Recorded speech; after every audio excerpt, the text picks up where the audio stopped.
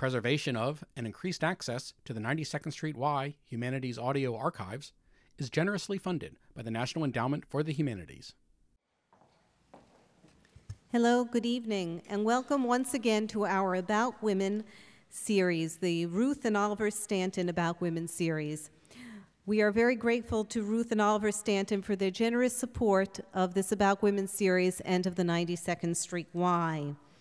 As a reminder, some upcoming events in this series include Maggie Scarf on December 12th, talking about women in families, rethinking roles and rewards. And in April, we will be hosting a discussion on women in the theater with Wendy Wasserstein, Gracielle Danielle, and Anna DeVere Smith. I encourage you to buy your tickets in advance for all our events to ensure your admission. And now for tonight. The format will be an interview followed by your questions, which we encourage. And afterwards, there will be a book selling and signing in the adjacent art gallery of our guest's most recent book. It's now my pleasure to introduce our moderator, who will then introduce our guest. Laura Matthews has been a book reviewer and editor for Glamour Magazine for the past 10 years. She has been a longtime fan of Amy Tan and has followed her career since its inception. So now to introduce this esteemed writer who we at the 92nd Street Y are so grateful to have with us for her first appearance here. She has certainly captured the hearts and soul of America. Please join me in welcoming Laura Matthews to now introduce our guest.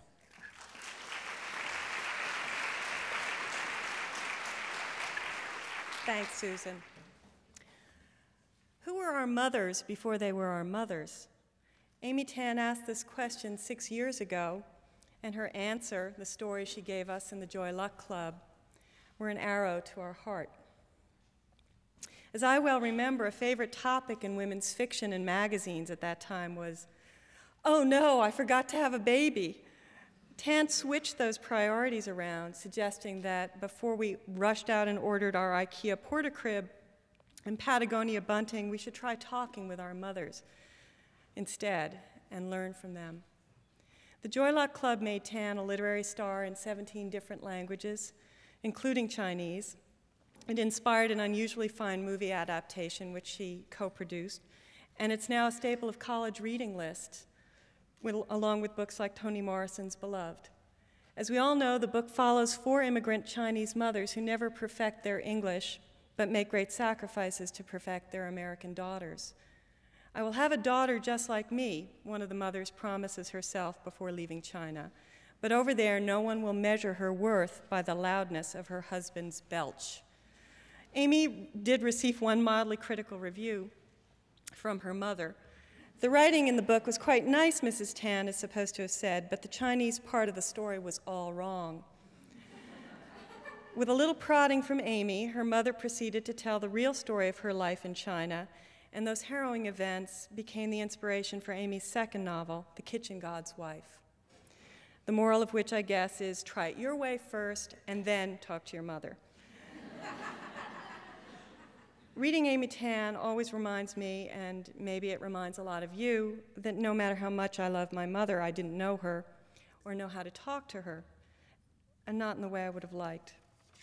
I also know that the day is coming when I'll hear myself telling my 2-year-old girl, only 2 kinds of daughters, those who are obedient, those who follow their own mind.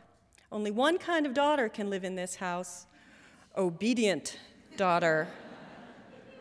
Tan's new novel, The 100 Secret Senses, has just come out, and I hear it's going to be on the bestseller list, the New York Times bestseller list next Sunday.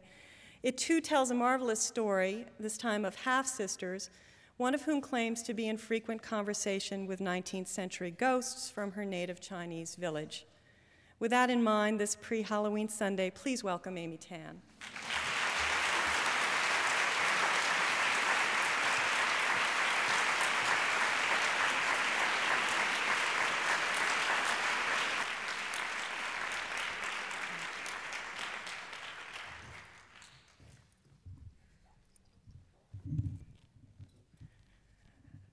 I have to ask, what does your mother think of this book? Well, she hasn't read it yet. Ah. She said she started the first page, and there were already 5 names, and she couldn't keep track. So she'd wait until it came out in Cliff Notes. So I guess she doesn't recognize the characters in this book.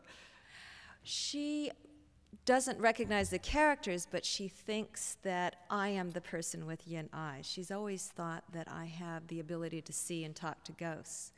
And in fact, she asked me that yesterday, just before I flew out to New York, and she said, "Now tell me true. Do you see ghosts? You have yin eyes, don't you? Tell me true." Mm-hmm. I'm afraid. Well, I'm afraid to tell her one way or the other, because she'd be disappointed that, you know, these manifestations that she believes are my father and brother coming to visit her, not really them. But then if I say that I do have yin eyes, we'd be doing seances every night. For those of you who have not had a chance to read the book yet, it does follow 2 half-sisters, one of whom is an American who grows up in the suburbs of California, and the other of whom is a Chinese woman, 12 years older than our heroine, who is the daughter of our heroine's father from an earlier marriage, and she arrives in the States and proceeds to tell her younger half-sister many ghost stories as they're sharing a bedroom. And she is a source of embarrassment to this girl who only wants to be on Arc Linkletter, I think, Right. could say the darndest things. And here she has this half-sister who says the darndest things. Yeah, yeah. I have a sister, actually, who says the darndest things, but Yes. she is not the basis for the sister in this book. I mean, I did get some of the ideas from my half-sister immigrated to the United States 2 years ago, and I saw some of her homework, which wasn't how to conjugate verbs in English. It was things like Popeye the Sailor Man gets his strength by eating, and then it's like A, vitamins, you know, B, microbiotic diet, C, spinach, you know. And it was just hilarious to me to see the wrong answers, you know, that she had picked for certain things. So she is learning English now, or she had... She's learning English, but at the same time learning American culture. I mean, there are a lot of these things, like what are M&Ms, who is Popeye, what is the Easter Bunny, that people from another country have to know to be included in everyday conversation. So... I think she should just eat her spinach and Yeah. Popeye, but I'm interested in knowing why you went back to this particular past. The story in the new book moves between the present and the late 19th century, when there was an uprising in China. And I'm curious about why you were attracted to that time period. I'm naturally attracted to the past in writing stories. I didn't pick that period, it picked me. I had started a novel, actually, before this one that I abandoned about 200 pages into it, and it was set during the Boxer Rebellion, which I did think was a very interesting period of history. When I started this novel, I was writing about a setting that I had actually seen in China while I was filming the Joy Luck Club. And it was a village that looks, as described in the book, like a mythical place. That photograph in the travel brochure that's been cropped so you don't see the power lines and the garbage trucks and things like that. But it didn't have any of that. It was just pristine, beautiful, and very harsh. And I started writing about this setting, and I needed a period of history. Suddenly my character decided that she had a past life, and I needed to anchor it. And I thought, well, I don't need to keep it in Changmian, in this mythical city south of Guilin, but the very first page I opened to in a history book was something about the Taiping Rebellion, which started, it had its instigations about 1850, and it started south of Guilin in a little village in Thistle Mountain, you know, that was the area that I was writing about. And so I thought, this is, this is a sign. I should do this period of history. And it turned out to be a fascinating period of history, because here you had a Chinese man, a Hakka, who believed that he was the second son of God, little brother to Jesus. And he led a revolution to overthrow the corrupt Manchu dynasty, and he campaigned for things like equality among men and women. Children of the lower classes could go to schools. He banned the use of opium, multiple marriages, segregated men and women.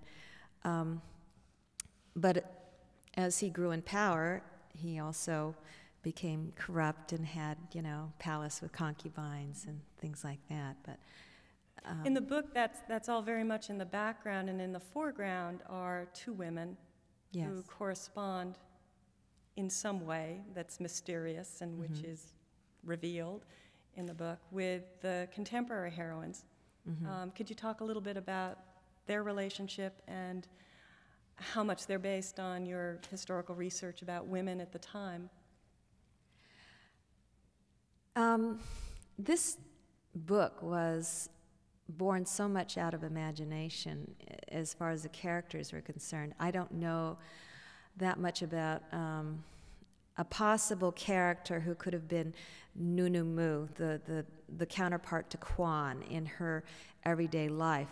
But there were fascinating women characters of that time, women who were bandits, famous bandits who would go around and rob from the rich Chinese, the Puntis. And on horseback? On horseback, and there were also women who joined the movement, the Taiping movement, and fought in battles, a whole regiment of women. That to me just seemed very exciting. I also found out that Hakka women are incredibly strong, that they did not bind their feet as other women did, and they worked out in the fields, and they were known to have beautiful voices. They had this tradition of singing the old mountain songs from the place that they came from when they're sort of refugees. They were kicked out of their area and made to go live in poorer parts of China. Going back to your earlier work, were you attracted to this region at all because of family history? Do your parents come from that region? Well, China? It's such a big place. I know. It's one of these places I didn't think that much about, but the more I delved into it, the more I found that I had a lot of family connection there. My father lived there during the war. He worked there. He went to school at the university there. And my sister, who immigrated, she worked there for 10 years. And some of the recipes in the book, I know that a lot of you like to follow the food preparation that I have in my books. The recipe for making frogs is from my sister. Can't wait to try it myself. And the pickle mouse wine, too. I didn't actually research that myself. I went to another source. The character of Kwan is very reminiscent for anyone who's read and loved the Joy Luck Club with some of the characters in the Joy Luck Club. Some of the mothers I can hear in Kwan's voice because she speaks a very particular kind of English. But she's a much funnier character than the mothers. I think she's poignant, but she seems like a new figure for you. Yeah. Someone who is maybe not as close to you and who you were able to turn into a... Well, as Olivia says, Kwan is neither subtle nor complex. Everything is on the surface for anyone to see. But at the same time, I think that she's complex because you don't know whether she's actually crazy or whether she is the most benevolent person in the world, because no matter how much you insult her, she still loves you. She's full of opinions. She's annoying, and yet she's, somebody that Olivia can't deny that she loves her enough to feel guilty. Guilty, doesn't that mean I love her, And then in the end, you don't even know if she's really Olivia's sister. And I think that in a character like Kwan, I did imbue her with some of the qualities of my mother. But there's another aspect. I don't know where it came from, except that perhaps there are these Kwans in my life that I don't know about who've always been present, guiding me and sticking their nose in my business and telling me what to do, and you know. One of the big issues in the book is reincarnation and the clash of beliefs between these two sisters, one of whom is very much an American agnostic in some ways, as she doesn't have any religious, any spirituality that's apparent. And Kwan, who I don't know if she has, she represents a traditional Chinese view of reincarnation or if it's her own invention. She's a funny character. She's a melange of beliefs. I mean, she believes that when you die, you know, somebody asks, well, where do you go after you die? And she says, well, it depends all on what you love. You know, you love Jesus, go to Jesus' house. You love Allah, go Allah land. You love sleep, go sleep. Have it your way. You love yin, you know, Chinese food, you go to the world of yin. Yeah. I don't think that's in any book on Chinese beliefs of the afterlife, actually. I think it's Kwan's. Yeah. So. Is she a kind of missionary in your view? Is she a missionary to maybe the readers of your books? No, I don't think she has any kind of evangelical purpose. She is very specific with her sister, Olivia. As far as I was concerned, as you know, the writer of this story, I certainly didn't create Kwan to represent anything except perhaps the idea of unconditional love, which is something that I had been hearing people talk about over the last few years in various ways. People who wanted unconditional love from their partners, from their spouses, or who talk about relationships within their families where they felt they had been betrayed. And in thinking about that, I thought, well, what if you had somebody who was exactly like that? This unconditional love, no matter how badly you treated them, you know, they would still love you back. Or what is unconditional love? What do we mean by that? I mean, so I have this character who represents. And it's a living hell for Olivia for part of their time. She'll never release her, you know. Somebody follow her around and adore her. Right.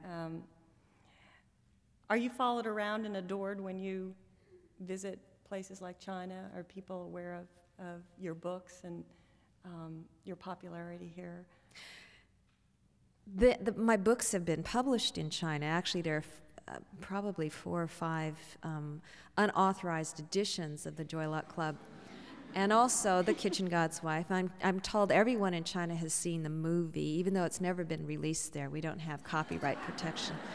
And I'm sure that in the movie, some scenes you'll see somebody getting up to get popcorn or something, and you know, sitting back down again. That's how they make the movies in China. You know, that somebody's in a theater in Hong Kong, you know, kind of shooting with a little camera, and then. But yeah, my family told me they saw the movie and they were very excited. But if I go to China, no, nobody even stares at me because I look American anymore, because things have changed so much in China. You would see women who look like me, dressed in a very Western way, acting very Western. When I first went there, it was completely different. Every time I walked, I felt like I was Madonna or something, because everybody would crowd around me and stare at me as though I was some, you know, famous movie star.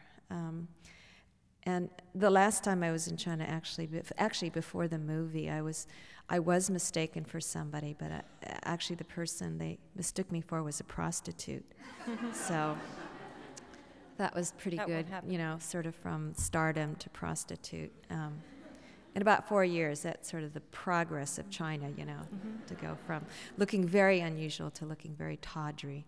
So when we last met, I think was around the time you had just returned from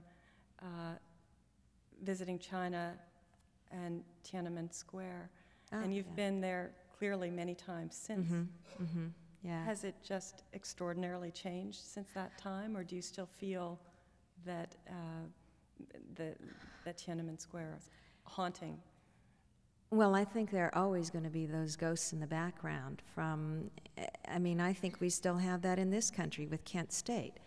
But I also see that each time I've gone to China, there is a tremendous change of everyday life, and there's also something going on underneath. After the events at Tiananmen Square, when I did go back and I stayed with my uncle, whose apartment had been shot at during that, my uncle is a very ardent communist. He joined in 1933, and so he's one of the old guard. And at breakfast, I'd sit down, and I would be listening to what I called party hits of the 60s. You know, these were the tunes that rallied people to become part of the movement, to be, you know, good guards. And so that was very strange. And my uncle was very upset with me when I went to the embassy because Fang Lizhi had been harbored there. And after I said I was going to the embassy, he said the car could not pick me up at his apartment. I had to go far away and be picked up somewhere else. The last time I went, I was amazed at how much of the free market economy was in evidence there. Everybody having their own business and anything goes. The economy is changing so rapidly that I think it's both exciting and frightening because you don't know, with a combination of things that are going to happen, Deng Xiaoping dying and you know, or whether he's still alive, but a change in the leadership, the reversion of Hong Kong, things like that. You know, it's everything is up in the air, and I have no answers. You know, I have no idea what's going to happen. Have you brought your mother back to China since? Oh yes, we've gone together numerous times.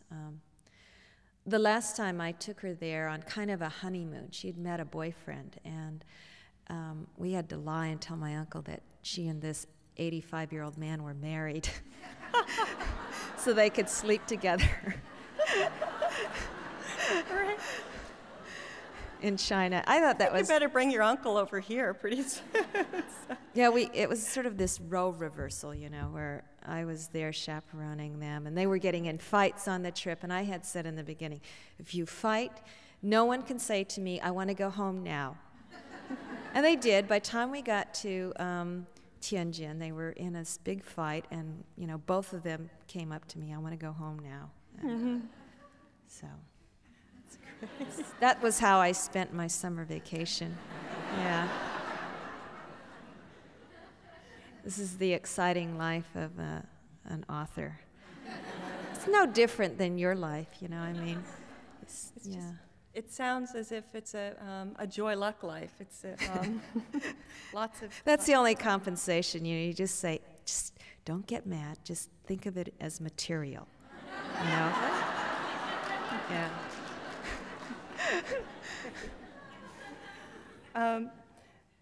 One of the new threads in this book for me was the exploration of people's spiritual beliefs, and I guess that some of that has always been present in your writing, but this time it seems to be in the foreground. Could you just comment about that? Was that one of your intentions to explore that, or did you have some other motive in writing the new book and making it a ghost story?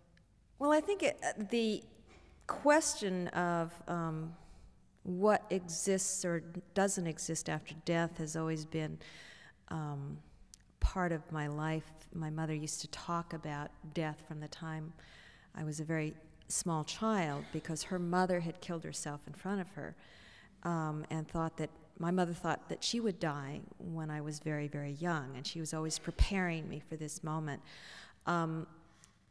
I also grew up in a family of that went to church every week. Well, not even every week, almost every day.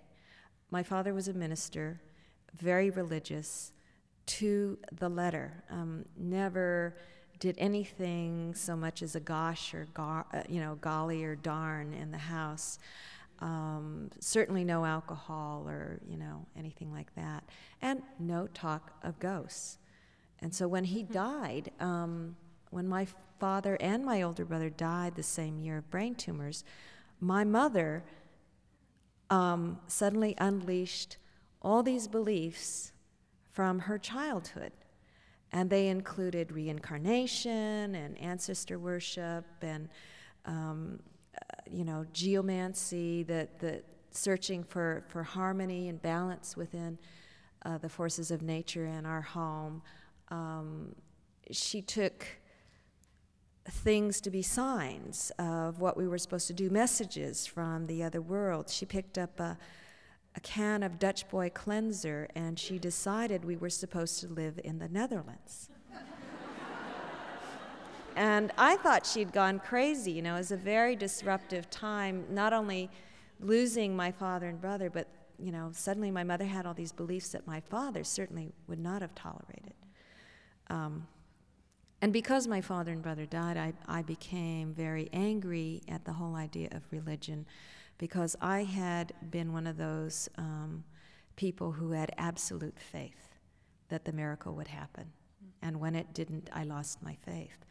So it's been a constant question. It doesn't mean I don't believe anything. It's just that this idea of what do you believe, how do you come up to believe what you do, is an issue in my life. I no longer would have anybody hand me the list of things I am supposed to believe. It's why I find it very difficult when people say, are you a feminist, or are you a Democrat, or are you this or that, are you a liberal? And I have to say, tell me what the issues are that you're talking about. I can tell you what my answers are, and then you can apply the label. But I don't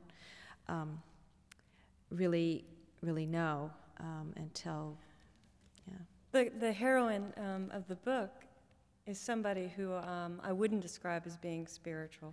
She has a business. She's married to a man whom she is planning to divorce, although a twist of fate brings them both to China. What interested you about setting her up in this way? What were you trying to her skepticism change her? How were you trying to change this woman's life? I'm like Olivia in many ways, the skepticism about what's out there and why. And I've also had a lot of experiences in my life that I can't quite explain. And it's hard to deny that they have happened. I want to put rational explanations on them. And then I think to myself, what am I afraid of? Why do I have to deny these things? What if I did believe in this stuff and let go of this? And so writing the book was a way of having to see what came out at the end. If I had a very skeptical character, Olivia, and one who was totally wacky and out there, but had something to say that I felt very connected to emotionally, this idea of love and connection to something beyond yourself, and so it was to see where those 2 points would meet, and that was my journey in writing the book. I recently received a review galley of an autobiography by a woman who believes that in a previous life she was Guinevere, and it's going to be made into a TV movie. Apparently, it's a nonfiction story. And I wondered if you were inspired at all by the popularity of We Do Not Die literature, and the books that have been on the bestseller list for months, Celestine Prophecy. That almost made me stop writing the book, because I was so afraid. Here we are in a publishing era where angels have become a commercial franchise. Pins and books and this and that, and I thought, I certainly don't want it to appear that I wrote a book because there's a marketing niche, what used to be called the occult or the metaphysical, and now it's under inspirational, I sought really just to write a story. I'm not advocating one way or the other in my books that you should believe this or you should believe that you should believe Kwan as a role model for Chinese sisters, or that, you should believe in ghosts. It really is a story about what we think about love. What do we believe about love? And how does that love shape what we hope? And thus, how what we hope determines what we believe. Mm-hmm. And that's really the extent of what I would want to say to a general readership that's in the book. As far as, whether there are ghosts or past lives, that's really, I would hope that people would find reasons to come to their own conclusions one way or the other for that. I think that's probably made clear to people who will read the book when they start to read the historical sections, which I think are quite, in and of themselves, quite literal. Nothing really supernatural happens when you're in that part of the book, but it certainly enlarged my knowledge of China during that period. And it seems like history is very important to you, periods of history. Are there periods of history in this country that intrigue you, that you would like to write about, put into books? The 19th century, the turn of the century, for some reason, is very intriguing, just because so many things were happening in changes of opening up and frontiers, but also technology, the status of women, and comparing what happened in this country and what was happening at the same time in China. Those things are very interesting. I'm very interested in parallels and differences that were happening then. I don't have a book in mind for that, but somehow the 19th century, the late 19th century, intrigues me. And that, also when I was a little girl, I wanted to be that little girl Laura in Laura Ingalls Wilder books. So the 19th century in Wisconsin was really interesting to me. I see a book about the settling of the West in your future. By Chinese people, yeah. By Chinese people. I was hoping that maybe you would read a small passage from the story explaining the difference between the Chinese way of seeing things and the Western way. The voice that I have in mind is that of this young girl, Nunumu, who gloms onto a missionary named Miss Banner, Nellie. She's actually not a missionary. She's not. She's a gal the bad about girl. She's a gal about town who's had numerous lovers and has been ditched by one of them, has gone inland to find him, and winds up with a bunch of British missionaries. So she's kind of confined the way Nunumu is. And it's a section that begins, I told her my name was Nunumu. She called me Miss Moo. These are two characters who are trying to understand each other across a great gulf of culture. And it just goes from right. I just want to mention one thing. About a month ago, I was honored at the U.S.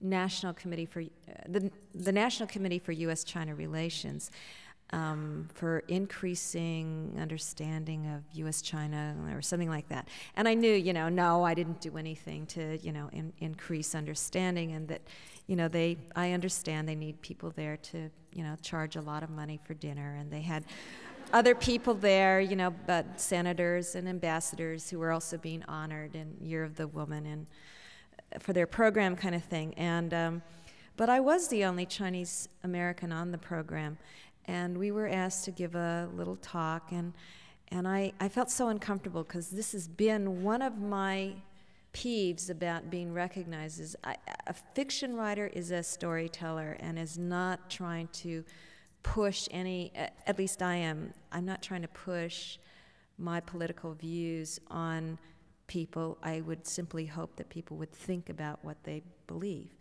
But anyway, I read this passage to them as my way of talking about U.S.-China relations. To begin, I told her my name was Nunumu. She called me Miss Moo. We used to sit in the courtyard, and I would teach her the names of things as if she were a small child. And just like a small child, she learned eagerly, quickly. Her mind wasn't rusted shut to new ideas. She wasn't like the Jesus worshippers whose tongues were creaky old wheels following the same grooves. She had an unusual memory, extraordinarily good. Whatever I said, it went in her ear, then out her mouth.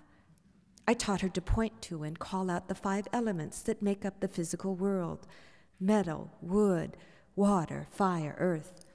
I taught her what makes the world a living place: sunrise, sunset, heat and cold, dust and heat, dust and wind, dust and rain.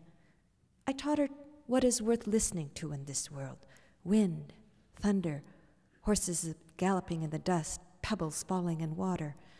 I told her what is frightening to hear: fast footsteps at night, soft cloth slowly ripping, dogs barking, the silence of crickets. I told her how 2 things mixed together produce another. Water and dirt make mud, heat and water make tea, foreigners and opium make trouble. I told her the 5 tastes that give us the memories of life: sweet, sour, bitter, pungent, and salty. One day, Miss Banner touched her palm on the front of her body and asked me how to say this in Chinese.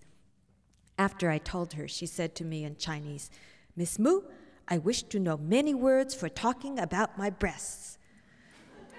And only then did I realize she wanted to talk about the feelings in her heart. The next day, I took her wandering around the city. We saw people arguing. Anger, I said. We saw a woman placing food on an altar. Respect, I said. We saw a thief with his head locked in a wooden yoke. Shame, I said.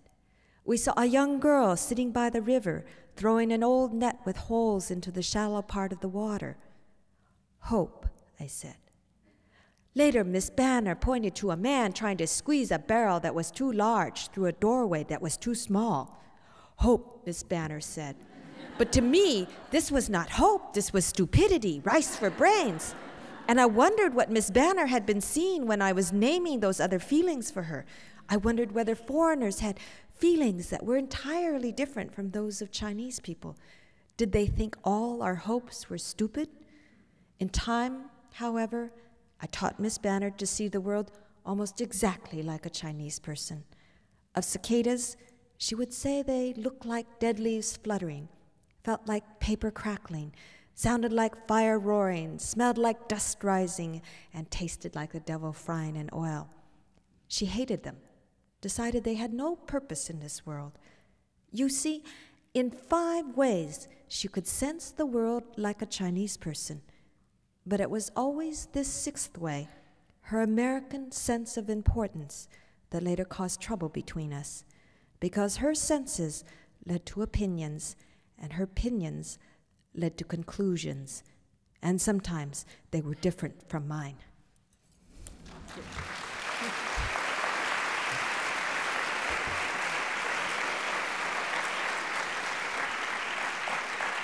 Thank you. I know people in the audience came to hear Amy and probably have lots of questions that I haven't answered, so I was going to ask the stage crew if they could raise the lights, and if any of you would like to ask a question of Amy, I will convey them. Yes? I know you've written some short stories.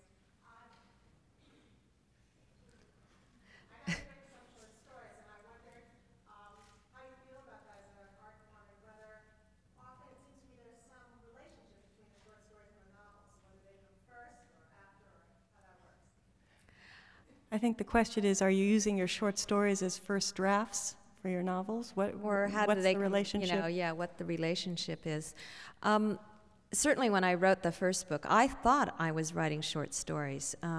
I think of the Joy Luck Club as a collection of short stories, and it was only when the first early reviews came out that people called it a novel. And I had to think, well, what then is a novel? I consider The Kitchen God's Wife my first novel. And there are times when the story in the novel it does not stand alone. It has an emotional point that leads to the next chapter. Whereas for me, the short story is much tighter and has a structure that is evident either in the storyline or the emotion, and there's a change somehow. I love that about a short story. In fact, I wish, this can't always be, but I wish that I could write every chapter like a short story and yet have it also serve as a novel as a whole. It seems today we do have a lot more in the way of stories that are grouped together, linked by a community or by an event, and told by different characters. And I'm glad to see that, because I often think that the story behind what's happened needs to be viewed from many points of view. Yes? You said earlier in your talk that you had started a novel and you got about 200 pages into it and then you had abandoned it. And I wondered if you could tell us a little bit about what it was about and why you abandoned it and whether Explain why you gave up on a novel. Explain what bad writing is all about. Bad writing is when you try to take an idea to write an important novel to prove to everybody that you can write something beyond mothers and daughters. I have this question, which is a very serious question in my life, and that it has to do with our intentions and our actions, the results and the consequences. This occurred during the time that people were saying to me, you have the responsibility to go to China and denounce the Chinese government for their lack of human rights. And I said, well, what if my actions result in worse conditions for those who are in prison, or even my own family who's there? And they said, well, that's what you have to do. And I started thinking about, well, what is the intention behind this, and who pays the consequences, and who defines these responsibilities? And so these were questions going on in my mind at the time. And I decided to take these questions and superimpose them on a time in which Western relations and China relations were similar in many ways to what we talk about now when we talk about trade sanctions and, containment and things like that. The big political novel involving missionaries and missionaries and people doing trade and different governments trading favors with one another, and the people in a very small community who is just leading a daily life. Mm-hmm. Other questions? Yes? I'd like to make a comment first. I'm the mother of a 9-year-old daughter who's an only child, and we both adore Moon Lady. And Thank you. we will write more books for children. My question is, it's from the vantage point of someone who has studied Chinese for a number of years, but who translates Japanese into English. You're remarking that you have, that the book has been translated into many languages, but that there are a number of versions of Chinese. Left me sort of agog. Uh-huh. I have a hard time imagining how the Joy Luck Club would move into Chinese, and I have a harder time imagining how the Kitchen God's Wife would be accepted in China. That I can understand translate. I wonder what the translations into Chinese are like and whether you're satisfied with them. Yeah. The question is translating how these books have translated into Chinese. Yeah, and what might get lost or changed in translation or not accepted. Or deleted. Right. Deleted. I don't read Chinese, unfortunately, so I don't know the exact answer, but I have had other people who've read both in English and Chinese. I've read them, I'm sorry, both in both English and Chinese, and they tell me it's very faithful to the book. I did have an agent at one point who suggested that I take out a lot of the war references in The Kitchen God's Wife, not my agent in the United States, but an agent in Taiwan, and the stuff about the Kuomintang, because everybody knew that it was kind of boring to read about. And I said, no, if you want to delete anything, or censor anything, even one word, I don't sell the book. You know, I don't do that. And we changed agents. I am told that everything is faithfully done. The reason why there are 4 translations is because there is no authorization. So if one university professor translates it, then another, university professor somewhere else can do the same thing. The Taiwan people tell me that the Taiwan translation is excellent, and the people in the mainland tell me it's horrible. And the people in the mainland say, the Chinese translations are great. And they're written differently too. There's the traditional orthography, or the traditional characters, and the modified characters. And the slang that's used, the Taiwanese edition, I'm told, uses much more of the 4-character classical sayings that many of which are still around in China, but some of them were abandoned for more colloquial speech that someone who has been away from China for 30 or 40 years, as is the case with my mother, would not recognize what those, expressions mean. Yes, it's in Japanese. Yes, both books in Japanese. Yeah, yeah, yeah. Uh-huh. Thank you. Other questions? Yes.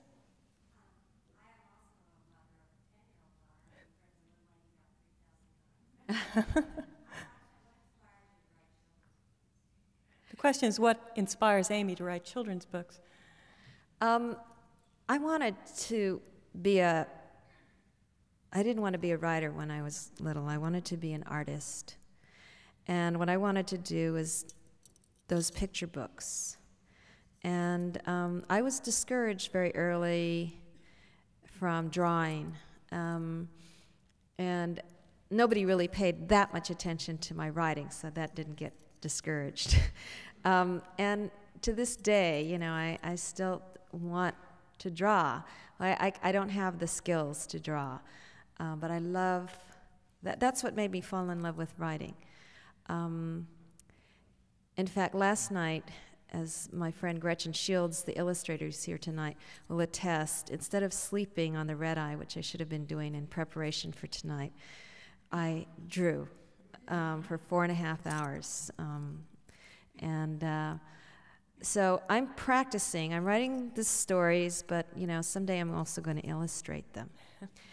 The other thing is, even though I don't have children, I feel that much of my imagination in writing my novels goes back to my childhood imagination, when the boundaries between what you imagined and what you saw and believed were very thin, if not transparent. And I see how the boundaries were raised when I recall those times in my childhood, the differences in what I believed then. And the other thing is, I worked with children for 5 years. I worked with children birth to 5 and their families, children with developmental disabilities, and I found out more about myself and about, I would say, humanity, spirituality, and for me, humility during those 5 years than any other experience. I think your novels, your adult novels, often have a very fairy tale-like cadence or voice, and I wonder if some of that comes from the same Oh yeah, impulse. definitely. Because what I read every night were fairy tales. These. Snuck under the covers. And the only reason why I read the Bible is I had this illustrated version that had really gory photos. Like Samson and Goliath and David and the head of Samson. It was like all this gore. And it was, you had to read, like, what happened to this guy? I mean, why is his head on a plate,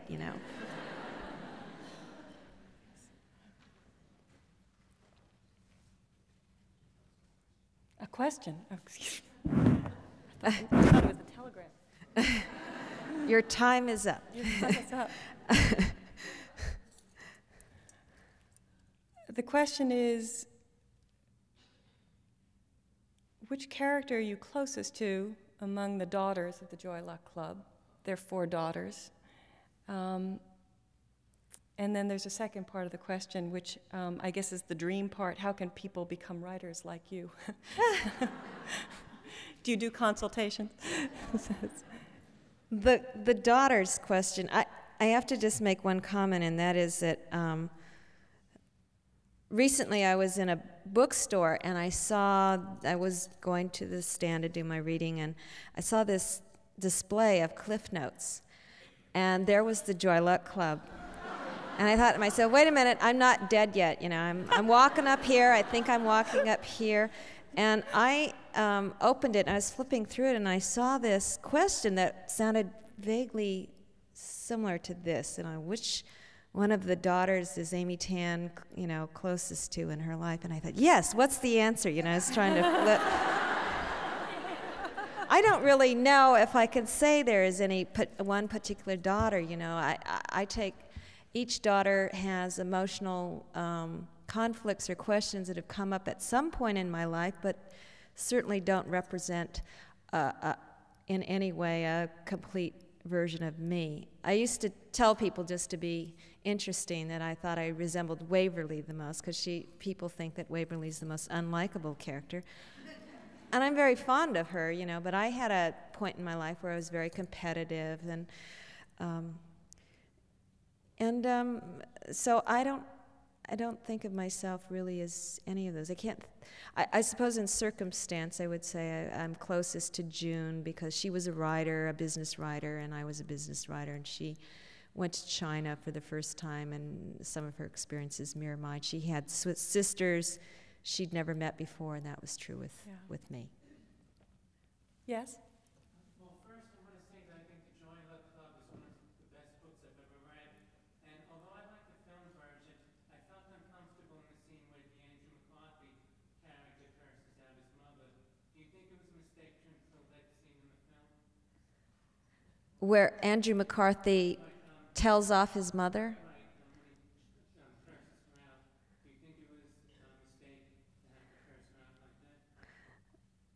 No, I mean, I don't understand why. I'm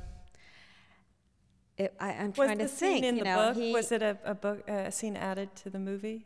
Yeah, well, there's a lot of scenes and dialogue added to the movie, but I think that in a movie, it's an entirely different medium from reading. For one thing, when you read, you can think about things, and your sense of understanding or anger, whatever, can seep for a while and change and transform. In a movie, everything's going by X number of frames per second. There's no time to stop and have you think, well, they're going to get even later on by having this. And his saying that to his mother, to me, was perfectly reasonable. And in fact, somebody in our family, an in-law, once said something similar to my mother.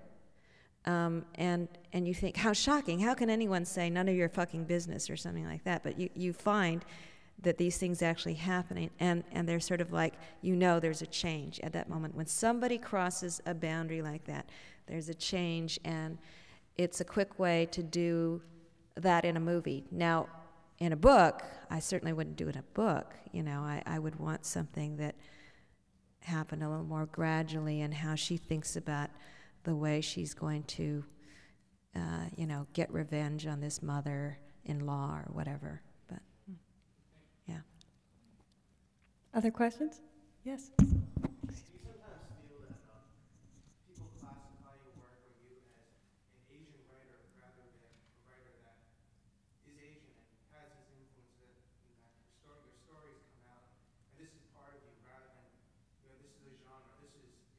Yeah. represents China. Mm-hmm. Yeah. And the thing is, I say this because I enjoy your work, but I think a lot of people feel that Amy Tan represents all Asian Americans, all Chinese. And I just wanted to get your thoughts on Yeah. do you feel that pressure sometimes is, hey, Yeah. I'm just me?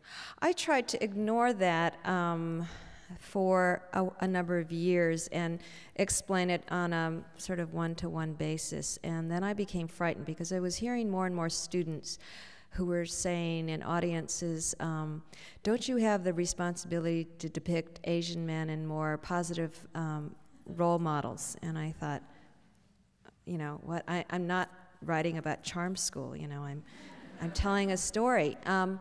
And it became, there's a very vocal group of people. In actually any ethnic community, there's always a faction that says, this is a way that you're supposed to write about our community. And what they're doing is perpetuating that notion that literature must mean and do and say certain things if you are a minority. So I wrote a speech about that, and I actually went around to a number of universities last year to talk about that because it concerned me. It obviously has not hurt me in a way, you know, it might hurt other writers who are trying to break in and keep getting ghettoized as a genre. But I wanted to, you know, talk about why we still compartmentalize. I heard it the other day. I was at a book and author luncheon with Edwige Danticat, who was nominated for the National Book Award for Creek Crack. And she's been compared to Jamaica Kincaid and, I don't know, it was like every African-American author you could think of. And I thought, why? I mean, just because they're African-American, she's not a genre. This is, you know, she's from Haiti, but that it's those kinds of comparisons that keep creating these genres. And I would like to see American literature become much more democratic, that we just say, yeah, this is another American storyteller, and forget about those comparisons and labels. Now we have run out of time, or something. What? Great.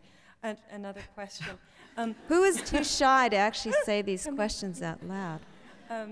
The Edwige Danticat stories, which I also read and loved, are a collection of mother-daughter stories. So Yeah. A more apt comparison might have been to the Joy Luck Club. Yes? You mentioned about the movie, which I found what I didn't understand in the book, I got from the movie. And you're one of the few authors who has been able to retain their work on film. Could you talk about that process a little bit in a little bit greater detail? Because everybody else seems to, a lot of other authors, when it comes to being translated to a screenplay, seem to have great problems, and they're always going to the press saying, Oh, yeah. work, this is horrendous, and Yeah. all of a sudden the money goes up and then they're happy. So Yeah. which is great. Yeah. So it's hard to letter. So Poor Nathaniel Hawthorne, boy. He never thought that his little A would be made by Gianni Versace, you know.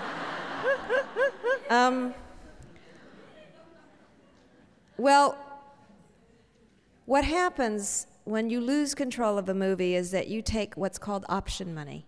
You get offered this money to turn over essentially the dramatic rights of your book. And once you do that, they can pick any director and any screenwriter and, you know, change your storyline and, you know, have a Hester Prynne fall in love and have a happy ending or whatever they want. I know, I don't know if the estate of Nathaniel Hawthorne got anything out of this, but, you know, you only retain creative control if you develop, this is what I discovered, you develop the screenplay without money, on spec, and you take it around after that. Now that's a big proposition. That's like building your house and not knowing if you can sell it later.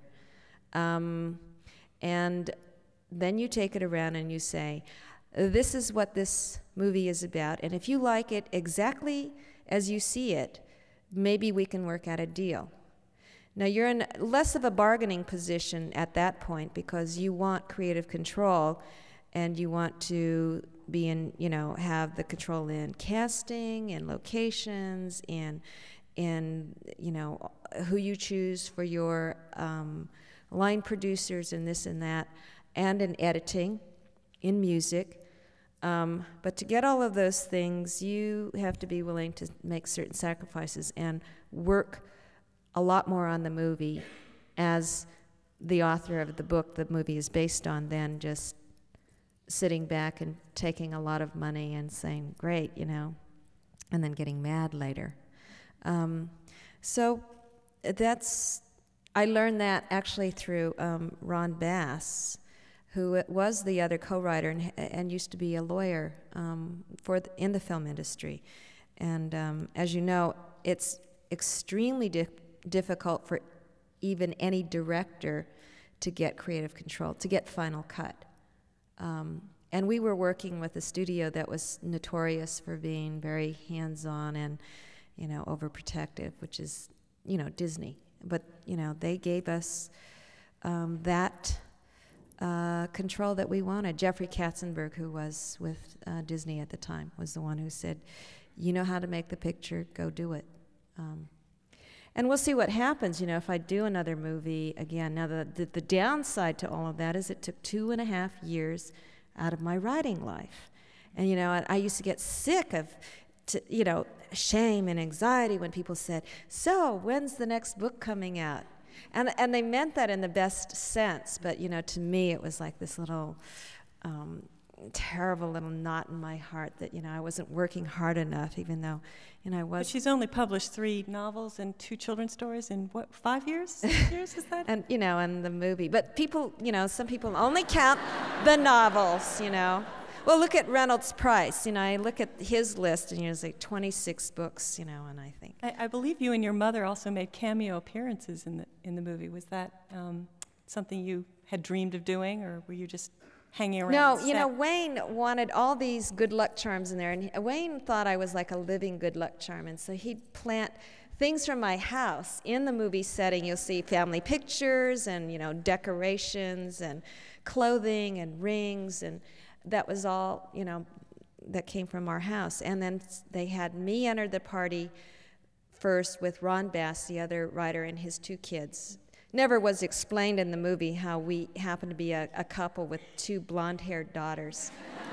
And then my mother and her boyfriend of the moment, the guy who fell asleep at the dinner table, they were the last to leave the party. I was amused. I can't remember, and I'm sure it wasn't Glamour that did this, but some magazine erroneously reported that I walked onto the movie in my signature Chanel suit. And I thought, signature Chanel suit? I never owned a suit except, I didn't know what they were talking about, because what I had on is what I have on tonight. And I bought this at a secondhand store. I mean, I didn't buy anything at Chanel. I couldn't believe it that her signature Chanel tunic, I think they called it. I think one of the things I loved about the movie was it seemed overnight to double the number, quadruple the number of actresses who had working careers at that point. And I'm told many of them now have regular parts on TV series and in movies. Russell Wong has. I don't watch television, so I don't remember the names of these series, but I know that Ming-Na Wen had something on a show, and Lauren Tom has appeared in many things. Was there ever any discussion about turning the Joy Luck Club into a continuing series? Yes, there was, and I quickly nixed that idea. You just couldn't keep control. Yeah. No, you don't have any control over television, and I mean, you have commercials dictating when you have, emotional epiphanies and crises. So, I'd reconsider with Kwan, though. I think she should have her own talk show. Are there other questions? Yes? Is there a particular person or instance that influenced you, inspired you to push right, mentor? The question is, was there someone who was a mentor to Amy as a beginning writer? Many people, on a very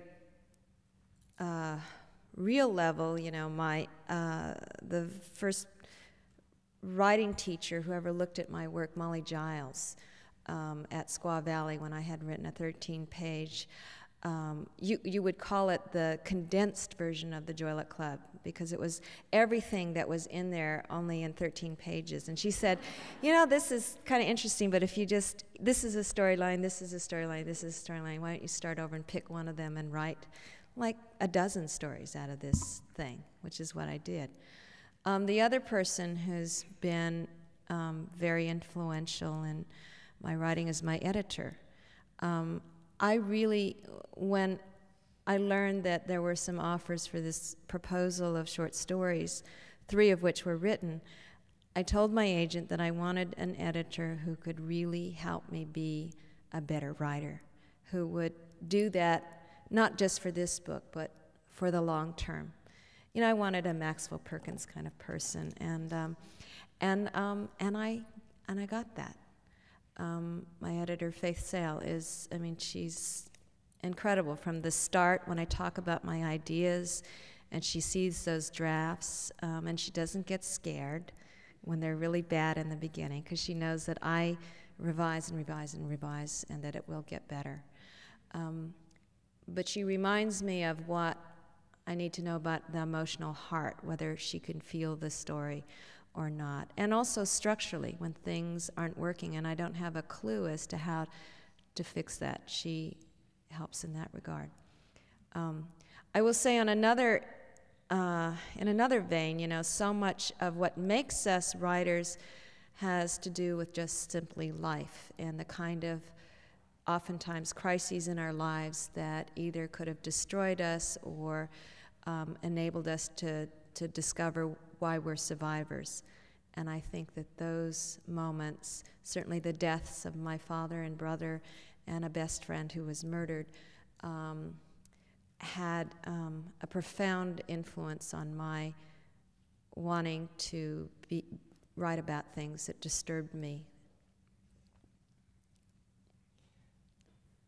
Other questions? I'm looking here. Yes. Well, just a comment. I don't think you ever have to worry about being put in a corner just as an Asian woman writer. I'm Jewish, and when I read your book, I was reliving my whole relationship with my mother and my daughter. Yeah. Oh, thank you. By now you must have a second generation of readers, right? The daughters who were really too young to read when their mothers Right, were at you the know, and club. no, what's disturbing is when I have women who look like they're about 20 or 30, and they say, "I've been reading you ever since I was a little girl." I've only been published 6 years. I know I don't have to worry so much about being, categorized, but I do worry about the new writers, not just Asian American writers but any new writer with a voice who finds, and I have heard this so many times, you would be appalled. No, we don't need the XX book. We already have the Amy Tan on the required reading list. To think that I might be part of the reason why new writers are being shut out is frightening. So I'm trying to,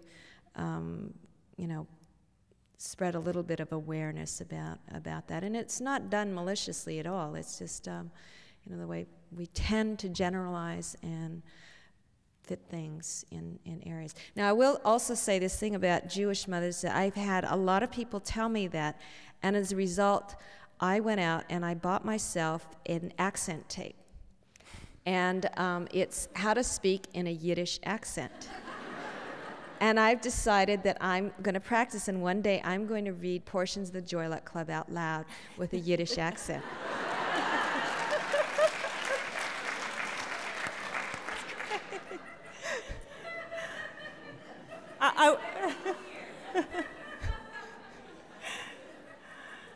I was just going to ask if you feel similarly boxed in as the mother-daughter writer, or if it's just the category of ethnic. Yeah, that, because people look to me as an expert. I used to get, I get books sent to me to blurb, to make these comments that they can run in ads, and a lot of how to repair your relationship with your mother, or, how to make sense of your daughter's, you know, I don't know. So that is kind of strange, but, and I wondered what was going to happen with the 100 Secret Senses. Would I suddenly be getting calls to speak at occult forums, you know, or the National Psychic Institute? Or divorce mediation. Divorce mediation, or or whether people would ask me how much of this is based on your real life, and I'll say yes, it's true. The other alternative title for this was the autobiography of my past life, you know. So, I'm curious to see what people will suddenly, you know, sort of what envelope people will put me into after reading one this. piece of Amy's life we haven't touched on here tonight. Well, there's several, but I know that you've been married to the same man for 20 years, 22 years? We've been You've together, living together for almost 26 years. For almost 26 years. And yet you've written this love story about two people whose marriage is almost on the rocks and need reincarnation and ghosts to help them repair their relationship. Are you and Lou planning to? Are we planning to divorce? No. Are we What kind of influence has he had on your writing? I wish, I wish that Lou could come to these things so people could see how normal he is, how unneurotic he is, that he's not, you know, telling me to make noise with the pots and pans and things. He's so even-keeled about all of this that, you know, it's gratifying to me. Are we going to see a novel from him? See a novel? Yeah, he's threatening to write the expose, you know, of the real. What was he was calling it? Wifey dearest.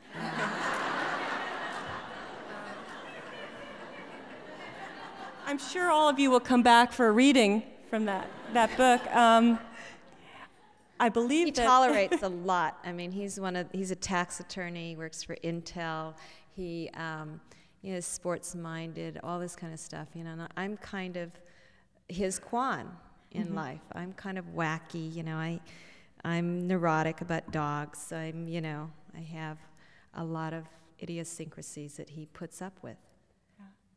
And fortunately, I found a funnel, you know, through these books, and so. I think we have time for just a couple more questions. Yes?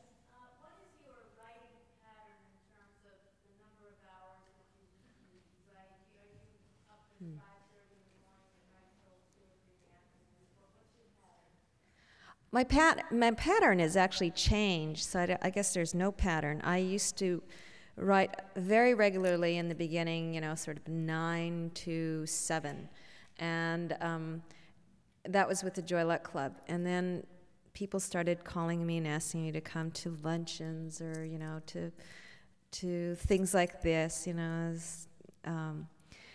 And so and when you go on book tour, it's very hard to write. I heard that Kazuo Ishiguro is going around with a terrible lie that I wrote The Kitchen God's Wife on an airplane. Because we had a conversation, we had lunch together, and I was saying, yeah, you know, I hardly have any time to write. I find myself trying to actually write on the airplane. I did not write the whole of that book on the airplane. This last book, it was one of the reasons why the other novel died is that I was working on the movie and finding that I would have to take weeks away from writing, then come back and try to get to the same emotional moment that I was when I left off. And I can't do that. I realized that that's impossible. So when the movie was done, I abandoned that book and started on something new. And I finished my media publicity tour on the movie in Europe in January. Then I went skiing. The following week, I broke my leg, and then I started to write. And I was confined, and I started to write this other book. I hope my publisher doesn't get ideas for how to get me to write the next one. Which leg?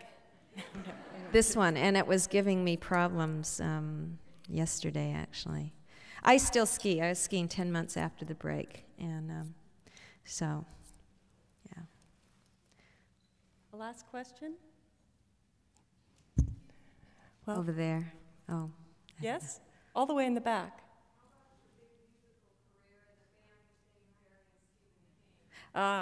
Laura thought you'd never ask. The question is Amy's role in the Rock Bottom Remainders. I threatened to invite her to sing These Boots Are Made for Walking, which is one of her solo numbers, but I guess she'll just have to explain it in her own words. I do not have a great singing voice, but what I've learned to have is great attitude. And if you listen to current music, you realize this is true for many performing artists. The other thing that I've become quite good at is costumes. My signature song, as Laura said, is Boots, and I wear what can be described as kind of your standard S&M dominatrix outfit.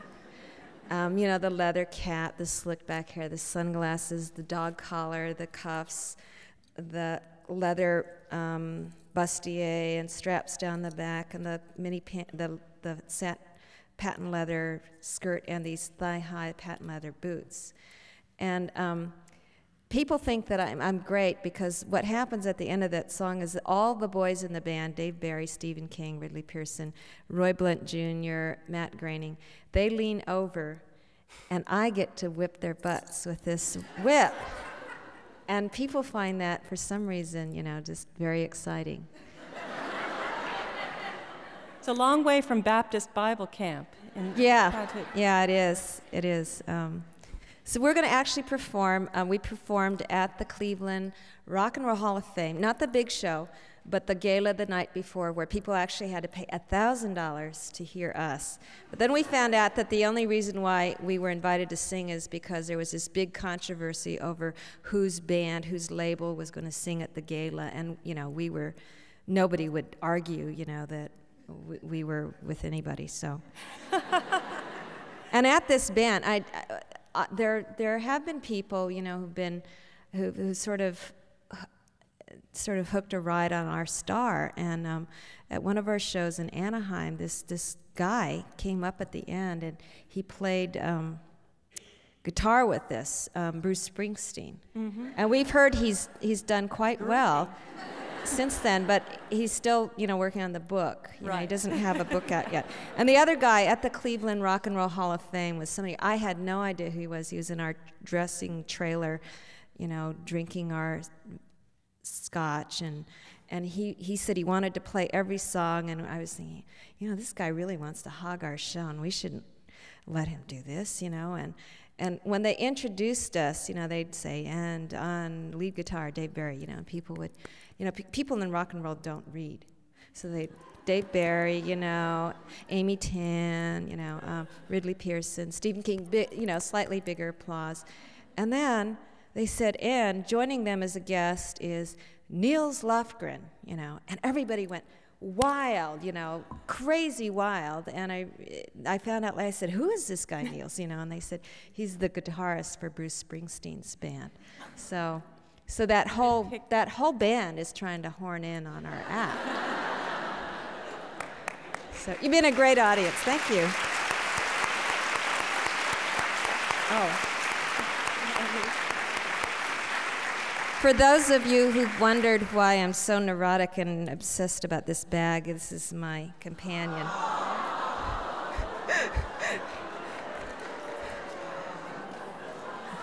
This is Mr. Bubba Zoe. So, and he loves signing books. Yes, he will be there helping me to sign books. So, thank you for all coming. Thank you very much.